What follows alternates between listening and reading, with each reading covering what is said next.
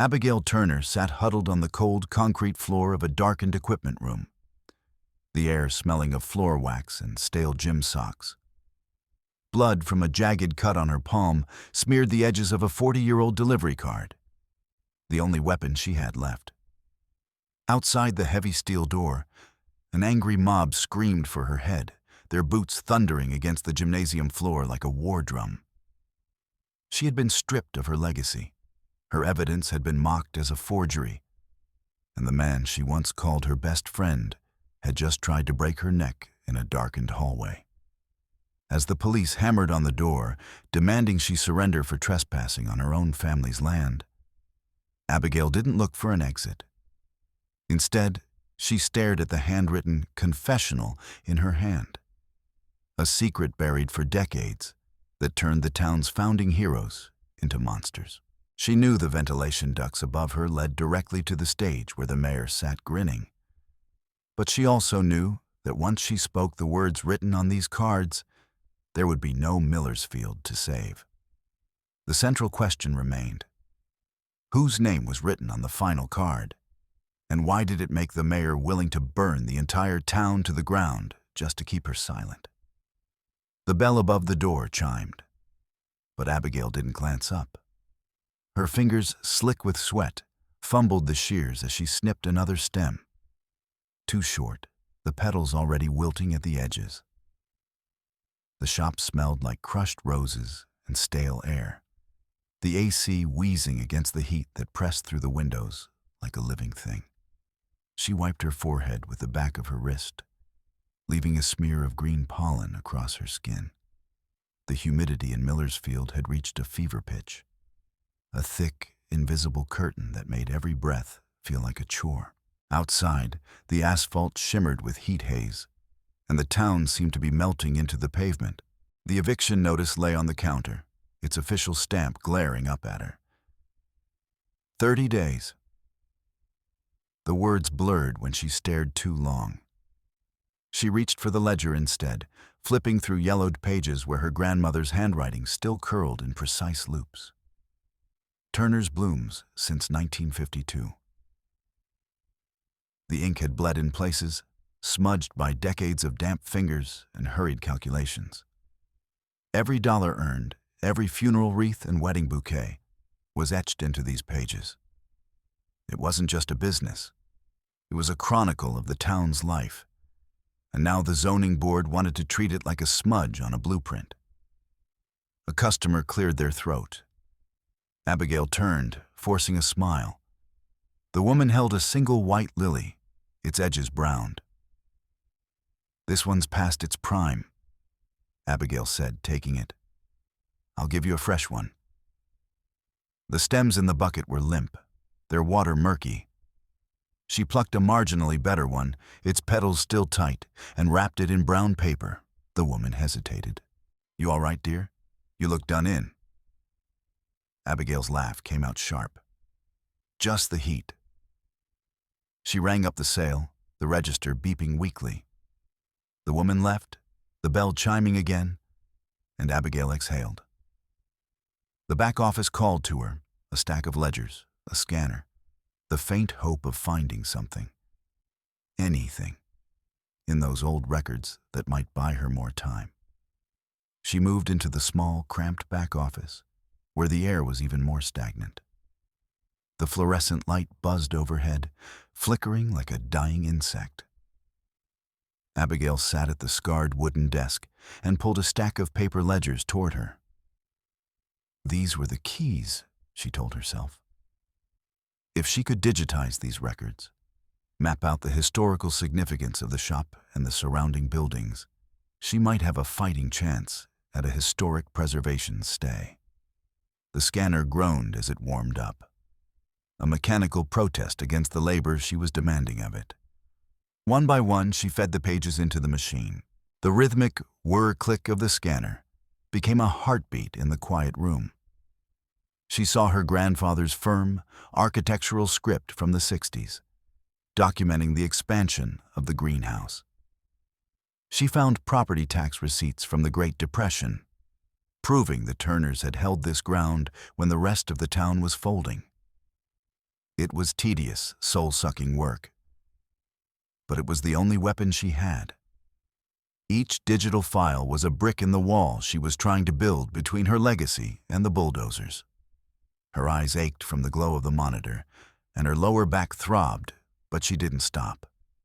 To stop was to admit defeat. The sound of the front door chime was different this time. Hurried, frantic.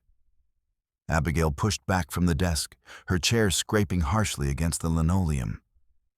She found Leo standing by the counter, his dark curls plastered to his forehead with sweat.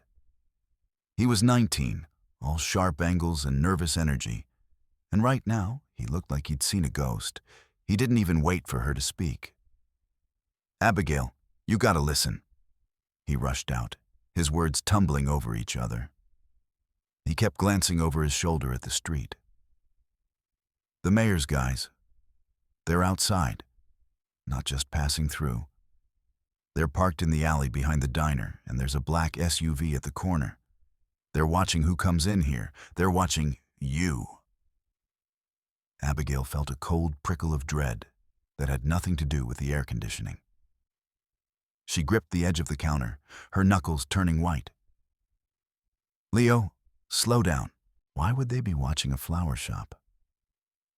"It ain't just a flower shop anymore, is it?" Leo's voice was high, thin with fear. "I saw Big Tom and Eddie. They're Marcus's guys. They were talking about cleaning up the loose ends before the fair starts. They're not just looking for code violations, Abigail. They're looking for whatever you're doing in that back room." She looked past him, through the warped glass of the front window. The street looked the same, quiet, decaying, but now every shadow felt predatory. The realization shifted the air in the room. This wasn't just a legal battle over zoning and heritage anymore. It was a siege. The town authorities weren't waiting for the law to take its course. They were moving in. "Go home, Leo," she whispered, her voice trembling. "Don't get caught up in this." "I'm already in it," he said, biting his lip. "I'm the one delivering your stuff, remember? Just be careful." He slipped out as quickly as he'd arrived, leaving the bell ringing in his wake. Abigail stood alone in the center of the shop, the scent of damp earth and rotting stems suddenly feeling claustrophobic. She looked at the scanner in the back room, then at the front door. The pressure was mounting, a physical weight on her chest. She had to keep moving.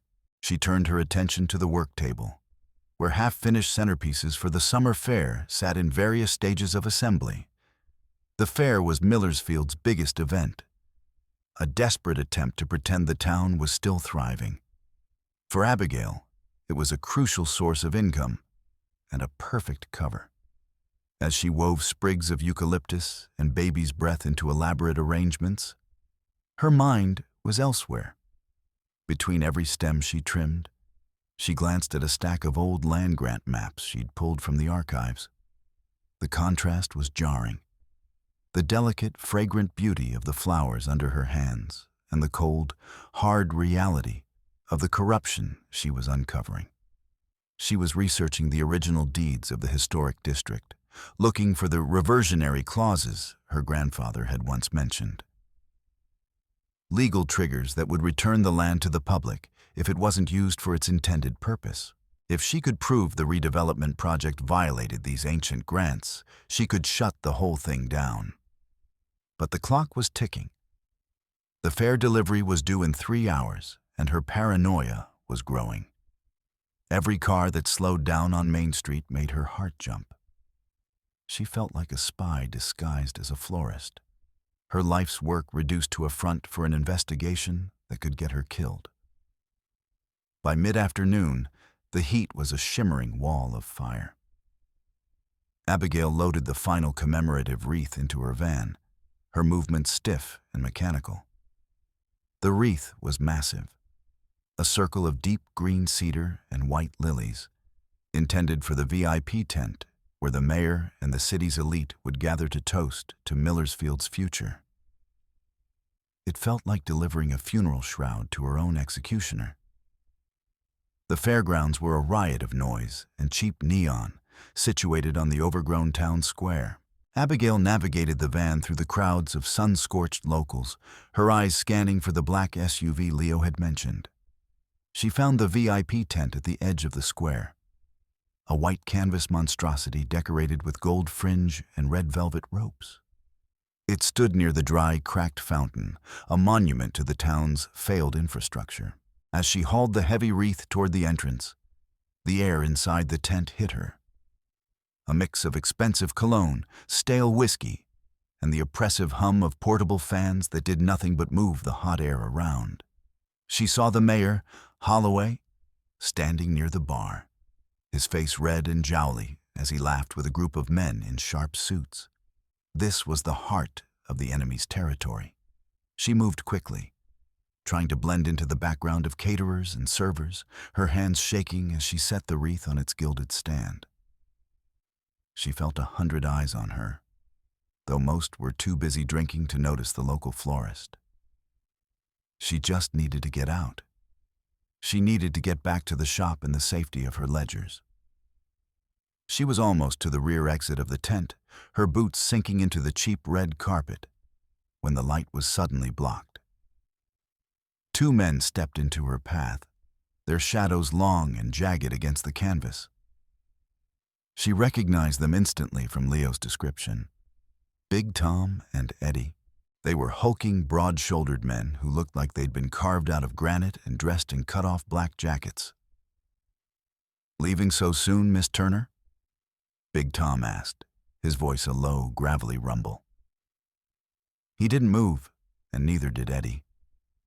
They stood like twin pillars of meat, effectively cornering her between a catering table and the tent wall. "I have more deliveries," Abigail said, her voice dropping to that low, precise whisper she used when she was terrified. She clutched her satchel tighter against her side. Inside were the digitized records on a thumb drive and the original 1952 ledger. "We heard you've been doing some light reading," Eddie said, his gold tooth glinting as he grinned. He didn't look friendly. He looked hungry. "The mayor's worried you're straining your eyes. Why don't you hand over that bag? We'll take it back to the office, keep it safe for you." "It's private property," Abigail said, her heart hammering against her ribs like a trapped bird. "Everything in this town belongs to the project now," Big Tom said, stepping closer. The smell of stale beer and cigarette smoke rolled off him. "Don't make this difficult, Abigail. It's just paper." "It's not just paper," she snapped, her fear momentarily eclipsed by a flare of white-hot rage. "It's my life." Eddie reached out, his meaty hand closing around the strap of her satchel. "Not anymore." The struggle was brief and ugly. Eddie wrenched the bag, pulling Abigail off balance. She stumbled into the catering table, sending a platter of shrimp cocktail sliding to the floor. Big Tom grabbed her other arm, his fingers digging into her skin with bruising force. The noise of the fair outside, the screams from the tilt-a-whirl, the thumping bass of a country song, felt miles away. Inside the shadows of the tent, it was just the 3 of them and the sound of straining fabric. "Let go," Abigail hissed, kicking out at Eddie's shin. He grunted but didn't release the bag. She felt the strap beginning to give way, the leather groaning under the tension. She was small, wiry, but she was fighting for the only thing she had left. She twisted her body, trying to use her weight to break Tom's grip, but he was too strong. He pinned her against the canvas wall, the heat of the sun-baked fabric pressing into her back. "Give it up," Tom whispered in her ear. "You're done." Her hand, flailing for purchase, brushed against her open floral kit on the edge of the table. Her fingers closed around something cold, heavy, and jagged. It was a brass floral frog, a heavy lead base with dozens of sharp brass needles meant to hold flower stems in place. It was an antique, weighted and lethal. She didn't think. She swung. She used the frog like a knuckle duster, slamming the spiked side down onto Eddie's hand where it gripped her bag. He let out a sharp, aspirated scream as the brass needles pierced his knuckles. Blood bloomed instantly, dark and thick. He recoiled, clutching his hand to his chest, and in that second of shock, his grip on the satchel vanished. Abigail didn't wait for Tom to react. She drove her elbow into his soft midsection, and as he gasped, she wrenched her arm free. She bolted. She didn't run toward the front of the tent where the guests were. She dove under the rear flap, the canvas scratching her face, and emerged into the blinding sunlight of the back alley. Her lungs burned, the humid air feeling like liquid lead. But she didn't stop. Behind her, she heard Eddie's muffled cursing and the heavy thud of boots hitting the grass. She ducked between equipment trailers and stacks of hay bales, her mind racing. The fairground was a labyrinth of temporary structures and shadows. She saw a row of storage crates near the livestock pens and Dove behind them, pressing her back against the rough wood. She held her breath, her chest heaving, the brass floral frog still clutched in her white-knuckled hand. She watched through a gap in the crates as Tom and Eddie ran past, their faces contorted with fury. They were looking for her, but in the chaos of the fair, she was just another body in the crowd. She stayed there for what felt like hours, the ledger pressed against her heart until the shadows grew long and the first of the evening's neon lights began to flicker to life. She was trapped within the guarded perimeter of the fairgrounds. But for the moment, she was invisible. As she crouched in the dirt, her eyes caught something white fluttering in a private trash bin near the mayor's restricted trailer. It was a crumpled piece of stationery, the official city seal visible even in the dim light. Abigail looked around. The guards were at the main gate, distracted by a group of rowdy teenagers. She moved with the quiet precision of a predator, slipping across the grass to the bin. She reached in, her fingers brushing against sticky soda cans and discarded food, until she snagged the paper. She tucked it into her waistband and retreated into the darkness of a nearby equipment shed. The shed smelled of grease and old canvas. Abigail pulled out the document, her hands shaking so hard she could barely unfold it. It was a planning memo, internal and uncirculated.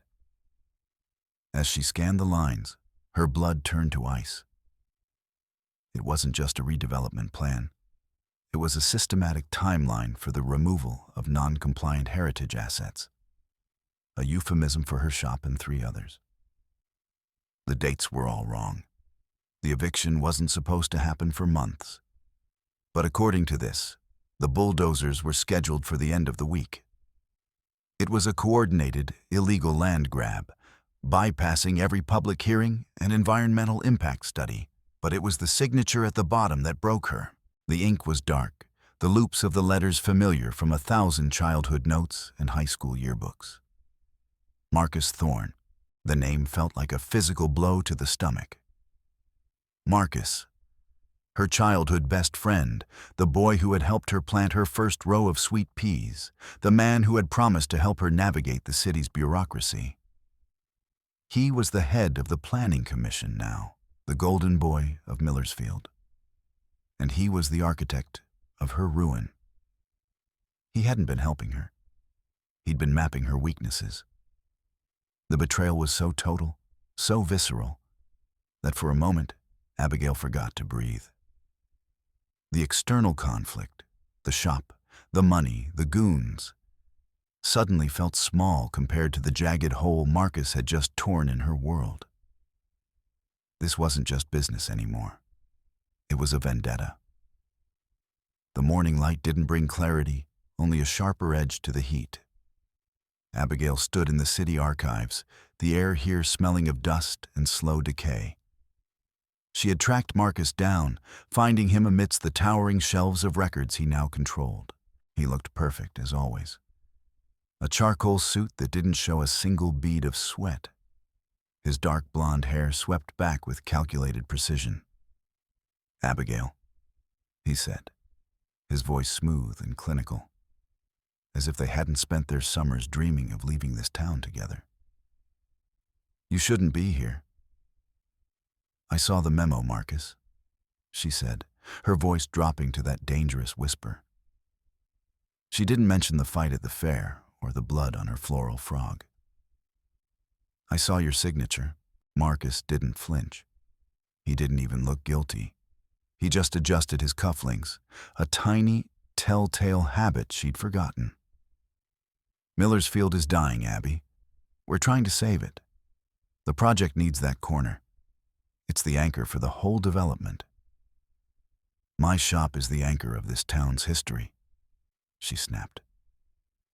"History doesn't pay the bills," Marcus said, finally looking at her. His pale blue eyes were as cold as the refrigeration unit back at the shop.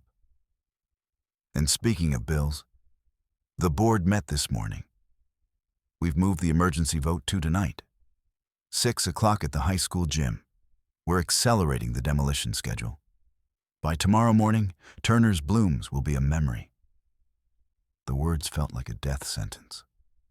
6 hours. He was giving her 6 hours to dismantle 3 generations of her life. He turned back to his files, dismissing her with a flick of his wrist. Abigail stood there for a moment, the silence of the archives pressing in on her before she turned and walked out. She didn't have time for grief. She had work to do. She spent the next 3 hours pounding the cracked pavement of Main Street. She went to the bakery, where Mrs. Delgado was frosting a batch of pan dulce, her hands white with flour. She went to the hardware store where old man Jenkins was counting out nails with gnarled, arthritic fingers. "We have to stand together," Abigail urged them, her voice cracking with desperation. "If they take my shop, yours are next. We can block the vote. We can demand a public inquiry." But they wouldn't look at her. Mrs. Delgado suddenly found a great deal of interest in her cooling racks. Jenkins started coughing, a dry, rattling sound, and retreated into the shadows of his back aisle. There was a strange, heavy hesitation in the air, a collective holding of breath. "What is it?" Abigail asked, standing in the middle of the hardware store. "What did they tell you?" "They didn't tell us nothing, Abby," Jenkins said, his voice low and weary. They showed us a way out. This town is a ghost. You know it as well as I do." The realization hit her like a physical weight. She left the hardware store and walked toward the diner, her eyes scanning the windows of the shops she'd known her whole life. In every one, she saw a small, official-looking document taped to the back of the registers. Relocation grants. They had all been bought. Marcus and the mayor hadn't just threatened them. They'd offered them a golden parachute to leave the sinking ship. Mrs. Delgado's leaky roof, Jenkins's mounting medical bills, the city had found every pressure point and squeezed. They hadn't just taken her allies. They'd turned them into accomplices. Abigail stood on the buckled sidewalk, the sun beating down on her head, and realized she was completely alone. The community she was fighting for had already signed its own death warrant. She retreated to the shop, the one place that still felt like hers. But the sanctuary had been breached. The front door was unlocked, the bell silent. Abigail stepped inside, the smell of cut stems replaced by something acrid and wrong. She saw the phone line first, the cord severed with a clean, professional snip, the copper wires splayed like a nervous system. She moved toward the back, her heart a leaden weight in her chest. The refrigeration unit was humming loudly, a frantic, mechanical drone. She pulled open the heavy metal door, expecting the cool mist of the misters. Instead, she found the crow. It was laid out on a bed of wilted white lilies, its neck twisted at an impossible angle, its black eyes dull and glassy. It was a silent, chilling warning, a piece of taxidermy theater designed to break her. Abigail didn't scream. She didn't even cry. She just stood there, the freezing air from the unit biting into her skin, and felt something inside her snap. The last of her fear curdled into a cold, hard resolve. They wanted a fight. She would give them a war. She didn't go to the police. She didn't go to her lawyer. She went to the diner. The lunch rush was in full swing, the air thick with the smell of grease and burnt coffee. Mayor Holloway was in his usual booth, surrounded by a group of local businessmen, a half-eaten burger in front of him. He looked up as Abigail stormed in, his smile widening into that practiced plastic mask. "Abigail, join us. I was just telling the boys about the new plaza. I want to talk about the shell companies, Richard," she said, her voice ringing out over the sizzle of the grill and the murmur of conversation. "I want to talk about Millersfield Progress Holdings and why it's registered to a P.O. box in the Caymans." The diner went dead silent. The mayor's smile didn't falter, but his eyes went small and shifty. "Now, Abby, you've had a long day. The heat's getting to you. Why don't you sit down and have some pie?" "I'm not having pie," she snapped, leaning over his table, her hands flat on the formica. "I'm having an explanation. I have the memo. I have the signatures. You're selling this town to yourselves." Holloway laughed, a loud, booming sound that didn't reach his eyes. He stood up, towering over her, his belly straining against his shirt buttons. "You hear this, folks? Our local florist thinks she's a detective. She wants to stop the thousands of jobs we're bringing in. She wants to keep your kids working at the car wash instead of the new tech hub." He turned to the room, his voice rising into a stump speech. "Abigail Turner wants to keep us in the dark ages so she can sell a few more roses. She's selfish and she's delusional. Don't let her hold us back." The shift in the room was palpable. The hungry patrons, the people she'd served for years, started nodding. They didn't want the truth. They wanted the jobs. They wanted the promise of a future, even if it was built on a foundation of lies. Abigail looked around and saw only hostility. "Get out of here, Abby!" someone shouted from the back. "Yeah, stop ruining it for the rest of us." She was pushed toward the door, a sea of angry faces and shouting voices blocking her path. She felt a hand on her shoulder, rough, dismissive. And she stumbled out onto the sidewalk, the bell of the diner jingling a derisive farewell. She was an outcast in her own home. She didn't wait to see if they followed. She ran to her delivery van, her hands shaking as she fumbled with the keys. She had to get out, had to think. As she pulled away from the curb, she saw it in the rearview mirror. The black SUV. It was idling at the corner, its tinted windows like two empty eye sockets. She headed for the outskirts, thinking she could lose them on the winding back roads. But the SUV was faster, more aggressive. It surged forward, the growl of its engine a predatory snarl. Abigail gripped the wheel, her knuckles white, her breath coming in short, jagged gasps.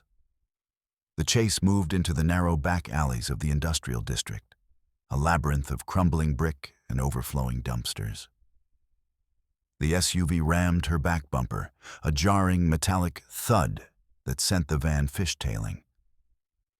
Abigail screamed, fighting the wheel, the scent of burning rubber filling the cabin.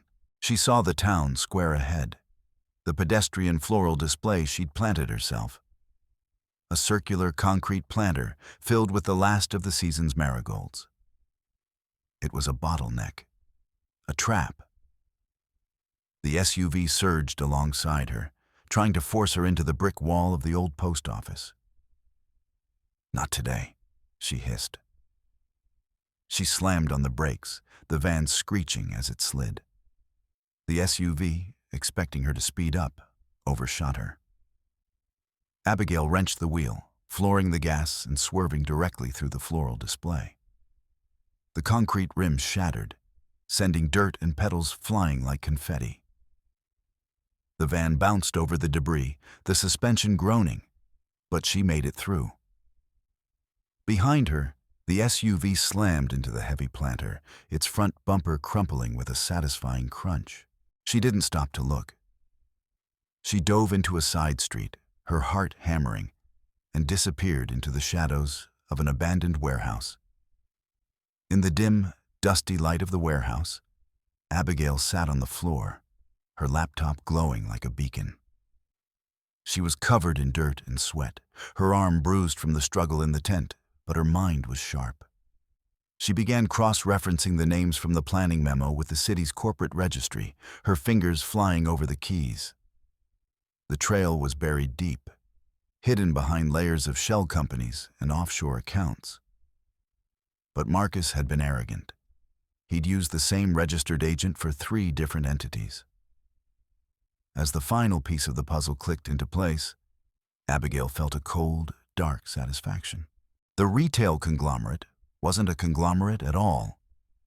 It was a single-member LLC owned by Daniel Thorne, Marcus's brother. The entire redevelopment project wasn't about modernization or jobs.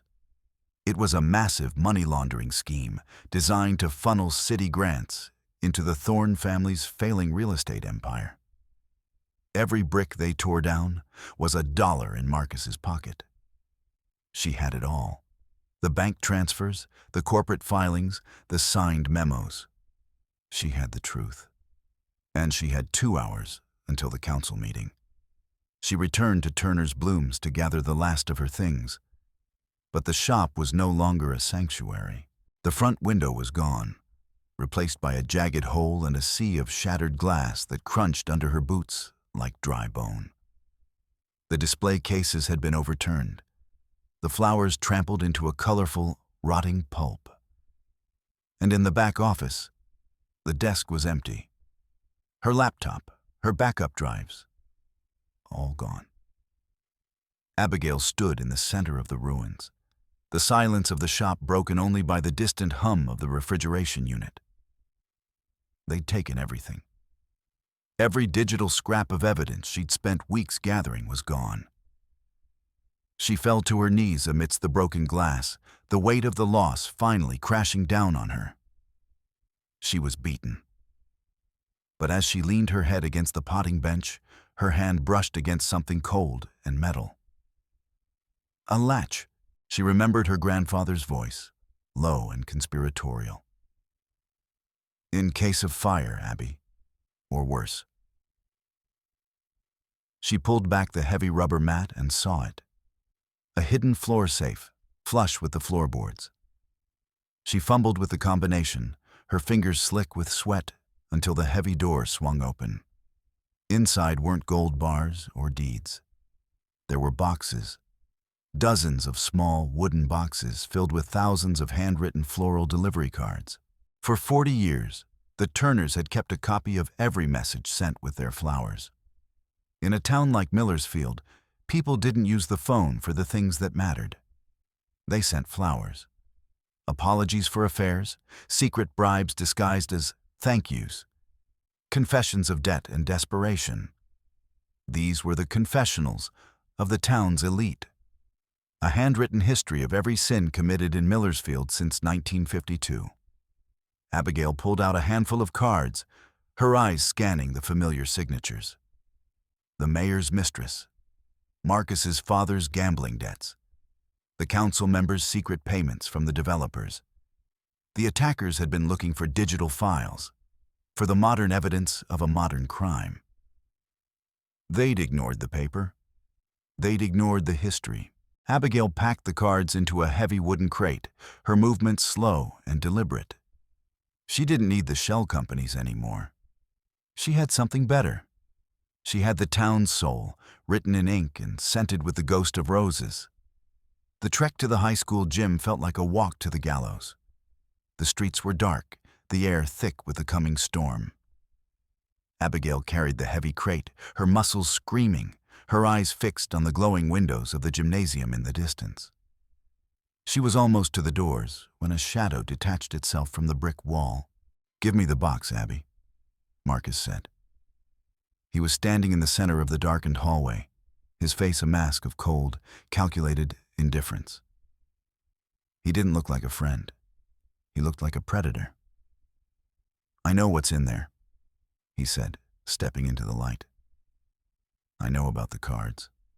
My father told me about your grandfather's little insurance policy. It ends tonight. You sent them, didn't you?" Abigail asked, her voice a low, dangerous whisper. "You sent the goons to trash my shop. You killed the crow." "I did what was necessary," Marcus said, his voice dropping to that smooth, clinical tone. "For the family. For the project. You're holding on to a world that doesn't exist anymore, Abby. Let it go." "I'm not letting anything go," she said, clutching the crate tighter. "Then I'll take it." He lunged. The struggle was brutal and silent, a desperate scramble for control in the empty hallway. Marcus was stronger, but Abigail was fueled by a lifetime of suppressed rage. He pinned her against the metal lockers, the sound of the impact echoing like a gunshot. He wrenched at the crate, his fingers digging into her arms. "Give it to me," he hissed, his face inches from hers. Abigail felt her strength fading. She saw the gym doors, heard the muffled sound of the mayor's voice through the wood. She was so close. Her hand went to her apron pocket, her fingers closing around her heavy professional gardening shears. She didn't hesitate. She pulled them out and struck, the sharp metal blade catching Marcus across the forearm. He let out a sharp, aspirated cry and released his grip, clutching his arm as blood began to soak through his expensive sleeve. Abigail didn't wait. She grabbed the crate and bolted, her boots pounding the linoleum as she burst through the gymnasium doors. The room was packed, a sea of faces turned toward the stage where the mayor stood, his hand raised for silence. "And so," Holloway boomed, "with the final vote, we begin a new chapter. The only thing you're beginning is a prison sentence," Abigail shouted, her voice ringing out over the crowd. She was a mess, covered in dirt, her hair escaping its bun, blood on her apron. The crowd gasped, a low murmur of shock rippling through the bleachers. "Abigail Turner," the mayor said, his voice dripping with mock pity. "I thought we discussed this. You're trespassing." "I'm testifying," she said, slamming the crate onto the edge of the stage. Holloway laughed, but it was a thin, brittle sound. He pulled a yellowed document from his pocket and held it up. "Before you say another word, perhaps the town should see this. A deed, recently uncovered. It seems your grandfather didn't buy that land, Abigail. He stole it from the municipality in 1951 through a series of fraudulent filings. You have no legal standing here. You are the granddaughter of a thief." The crowd erupted. The carefully cultivated sympathy Abigail had hoped for vanished in a wave of shouting and insults. "Thief! Get her out of here!" She was physically pushed back from the podium by a group of angry men, her crate of cards nearly overturned. She looked around and saw only hatred. The mayor's lie had been the final blow. She was stripped of her standing, her evidence mocked before she could even present it. She had nothing left. Abigail sat on the cold concrete floor of the equipment room, the door locked from the outside. The sounds of the council meeting were a muffled roar through the wall, the sound of her life being voted away. She looked at the scattered cards around her, the trash of 1,000 secrets. She felt a deep, hollow ache in her chest. a sense of defeat so total it was almost peaceful. She had tried, she had fought, and she had lost. The door creaked open. Mayor Holloway stepped in, flanked by 2 police officers. He looked down at her, his face a mask of smug triumph. Trespassing, disrupting a public assembly, assault on a city official, he said, ticking the items off on his fingers. "You're done, Abigail. Take her." The officers moved toward her, their handcuffs jingling. Abigail looked at them, then at the ceiling. She saw the ventilation grate. For 20 years, she decorated this gym for every prom, every graduation. She knew every inch of the ductwork. She knew that the main intake grate was directly above the stage. "Not yet," she whispered. She scrambled to her feet, diving behind a stack of gym mats. Before the officers could react, she hauled herself onto a storage rack and kicked out the small access hatch she'd hidden behind a floral garland a decade ago. She disappeared into the darkness of the vents, just as the officers reached the mats. The crawl was a nightmare of dust and narrow metal. The heavy crate of cards, a leaden weight she dragged behind her. She followed the sound of the mayor's voice, the muffled boom of his victory speech. She reached the main grate. She could see him through the slats, standing at the podium, his face red with exertion. "And now, we vote." Abigail didn't scream. She didn't shout. She just kicked. The grate gave way with a thunderous clack, and Abigail dropped onto the stage, landing in a crouch directly in front of the mayor. The room went dead silent. She didn't look at the crowd. She didn't look at the police. She looked at the mayor. She reached into the crate and pulled out a handful of cards. "Mrs. Holloway," she read, her voice amplified by the podium's microphone. "May 14th, 1998. Richard, the money is in the account. The archives are gone. No one will ever know about the Thorn debt. Stop worrying." The mayor's face went from red to a sickly, ashen gray. "Councilman Miller," she continued, her voice steady and cold. "October 12th, 2012. Thank you for the zoning change. The check is in the mail. Let's make sure the Turner girl doesn't find out." She read card after card, a relentless litany of the town's secret shames. The illicit affairs, the bribes, the betrayals. The council members cowered in their seats, their faces buried in their hands. The crowd was a frozen sea of shock. "And the final one," Abigail said, her voice dropping to a whisper that echoed through the silent gym. A note from the mayor to himself, found in the ashes of the archives. "The Thorn debt is cleared. The past is buried. Millersfield is mine." She held up the charred, handwritten note, the evidence of the arson that had destroyed the town's history 20 years ago. The mayor had burned the archives to hide his own corruption, and he'd used the Thorn family to do it. The silence that followed was absolute. Then, the shouting began. But this time, it wasn't directed at Abigail. The police officers, who had been moving toward the stage to arrest her, stopped. They looked at the mayor, then at each other. They moved forward, but they didn't reach for Abigail. They reached for Holloway. The redevelopment project collapsed in a matter of minutes. The scandal was too big, the evidence too visceral to ignore. Marcus Thorn and the mayor were led out in handcuffs, their faces pale and defeated. Abigail stood alone on the stage, the crate of cards at her feet. The townspeople were still there, but they wouldn't look at her. They looked at the floor, at the walls, at anything but the woman who had just stripped them of their illusions. Days later, Abigail stood in the center of Turner's Blooms. The windows were boarded up, the floor swept clean of glass. The shop was hers. The eviction notice was gone, the demolition canceled. She had won. She walked to the front window and looked out at Main Street. It was quiet. quieter than she'd ever known it. The shops were still there, the bricks and mortar intact. But the spirit was gone. The shared secrets, the exposed shames, they had permanently poisoned the air. The community she'd fought to save was broken, its trust shattered by the truth. She was the owner of Turner's Blooms. She was the hero who had saved the town.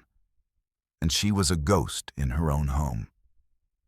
She realized then that while she had kept the shop, she had lost the town. The spirit of Millersfield had died the moment the truth was told, and she was the one who had killed it. She picked up a single wilting rose from the counter and held it to her nose. It still smelled like home, but the scent was fading, replaced by the cold, clean smell of the coming winter. She stood alone in the silence, a florist with no one left to buy her flowers, in a town that had finally run out of secrets.